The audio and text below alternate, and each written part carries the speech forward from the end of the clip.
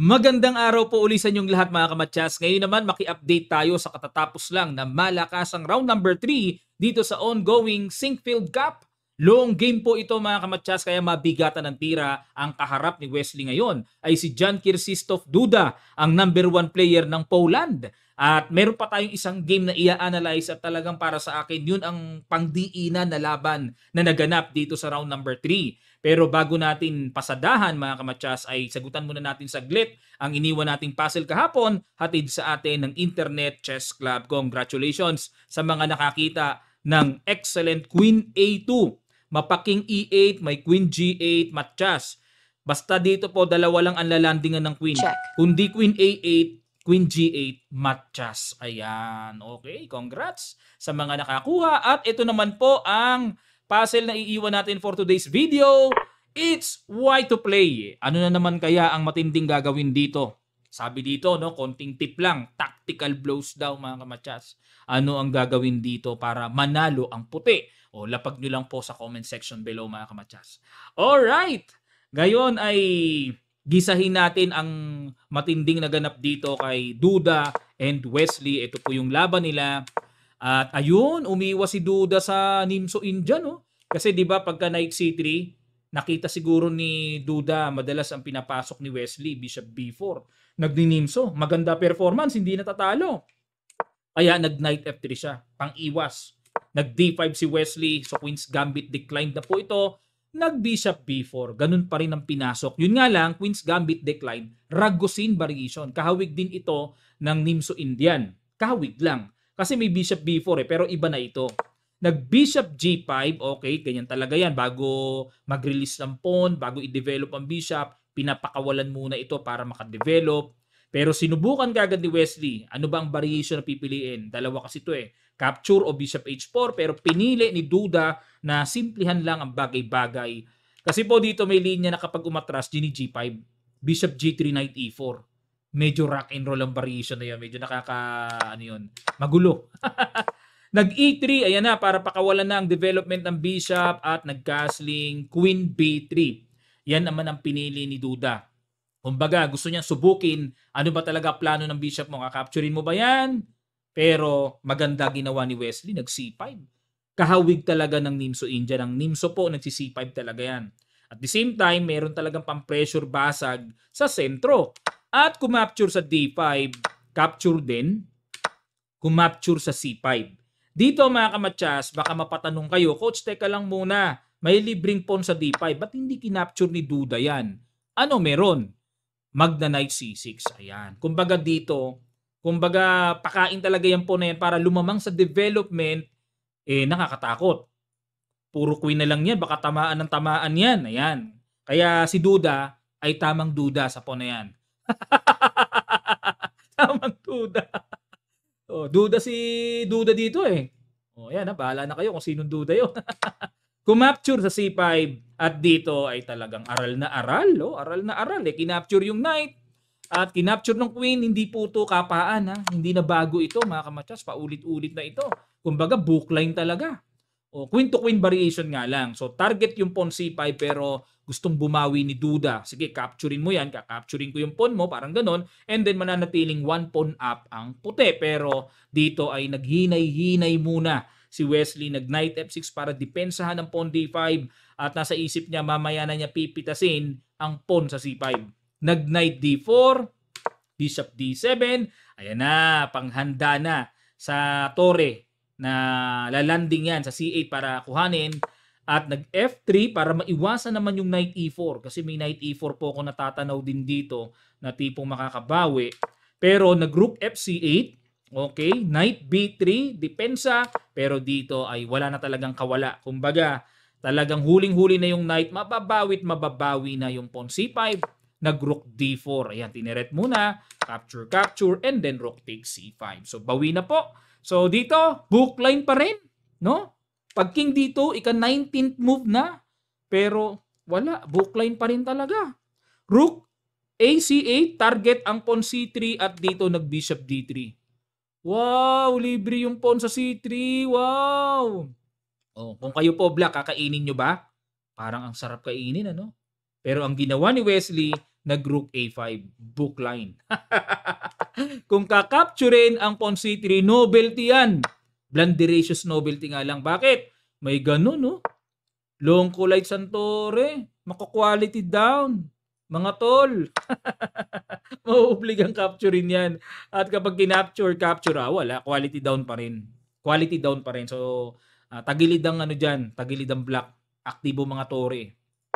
Yan, balik tayo, no? Kaya ginawa ni Wesley, nag-rook A5 para dito siya dudungaw ng atake. Pero nag-rook B1. Yan naman ang novelty ni Duda.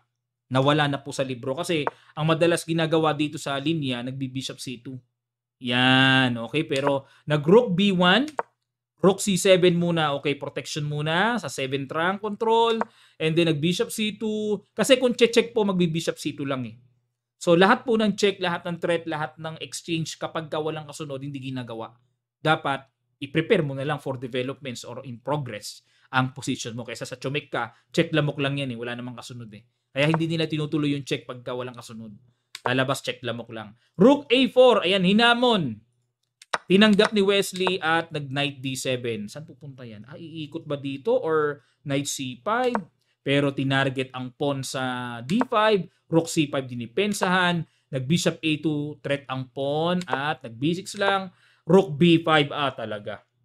Todo-todo hamon. Nag-A6 lang. O sige, capturein mo nga yan. Kumbaga, challenge si Duda, no? Pero nag-rook B4 lang. Pero ang maganda naman dito sa puti, pag A6, na-weak naman yung B6. Na-weak yan. Yung mangyari, knight lang dumidepensa.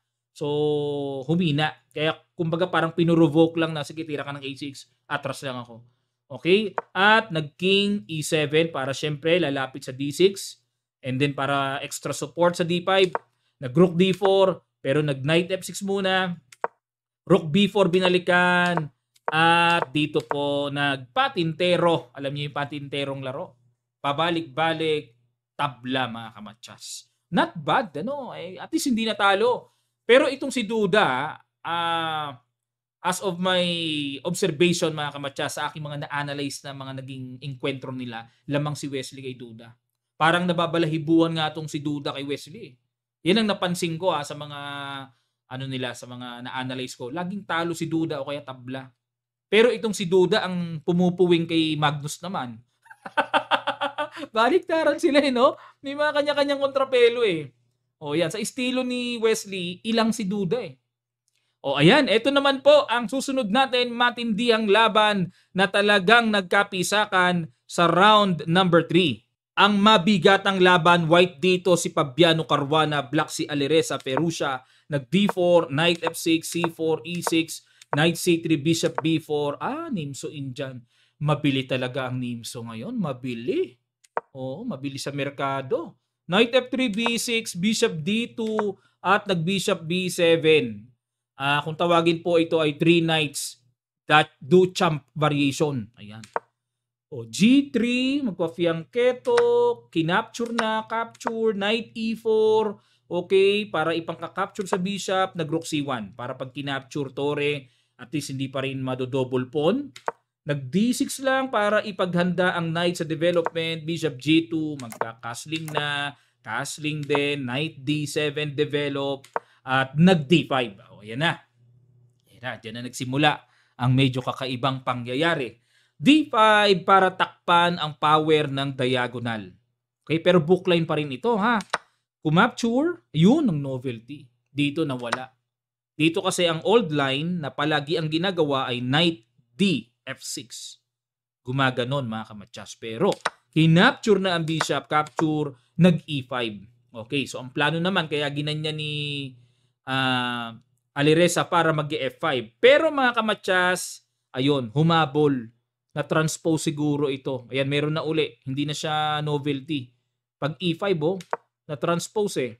Bumalik sa bookline. E4, A5, okay, para magda-knight C5.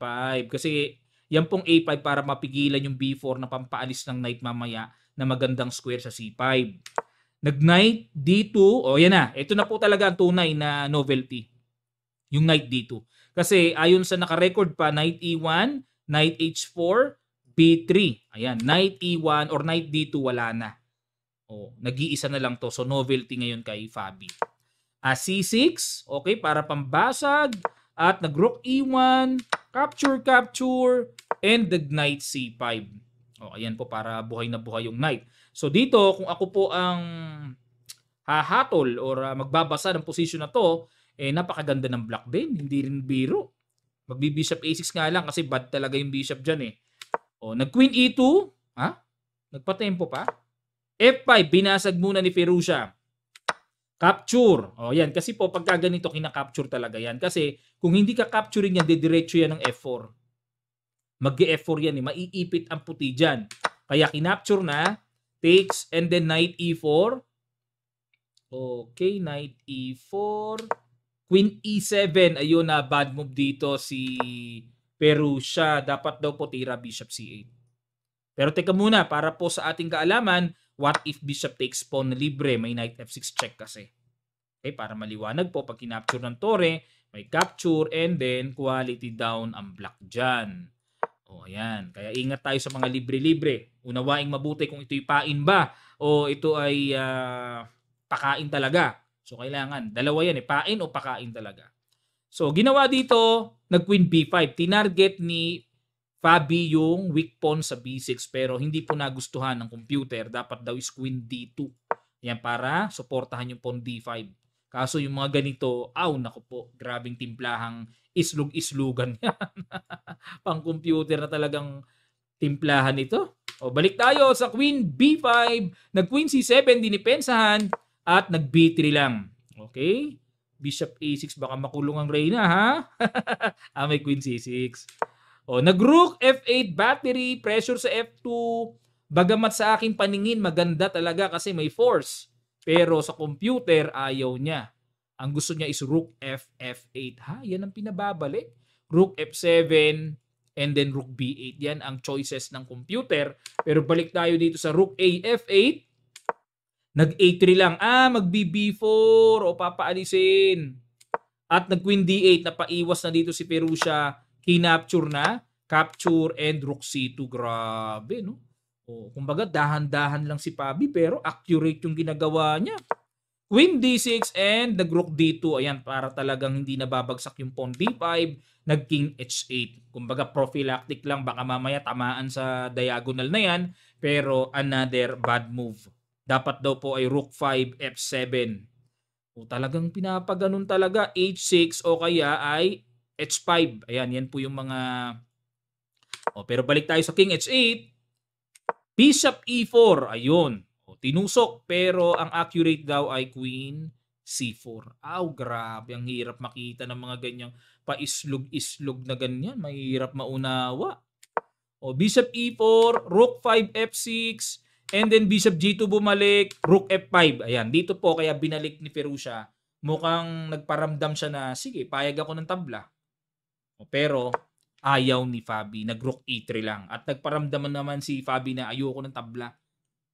Laban tayo. Parang ganon, ano. Nag-H6 pasingaw na para wala ng back rank weakness.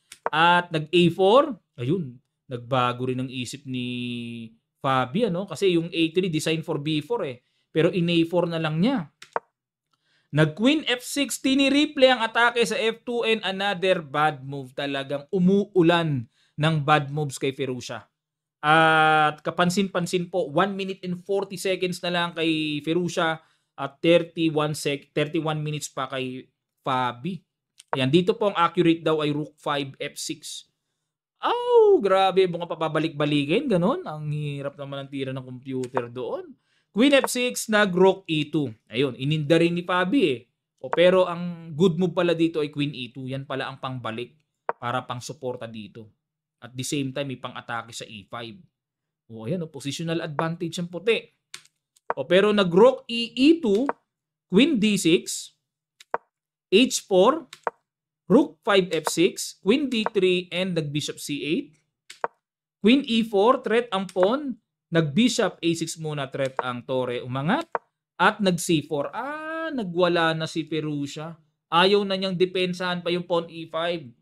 Nagwala, kinapture, Queen B4, gumanyan na lang, gumulo na lang. Nag-Queen C2.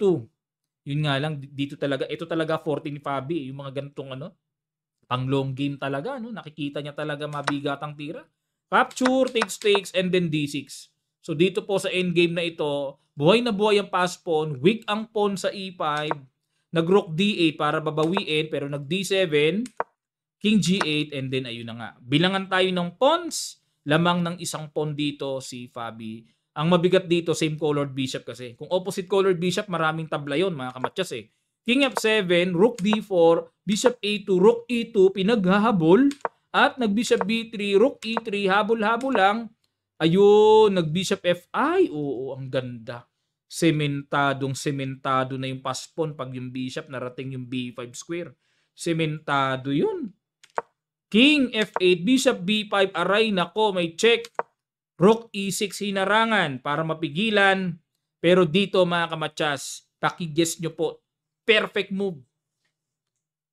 Huling tira na pa-design dito si Ferruccia. Sa ilang sandali lang, tutuloy ka agad natin. Start.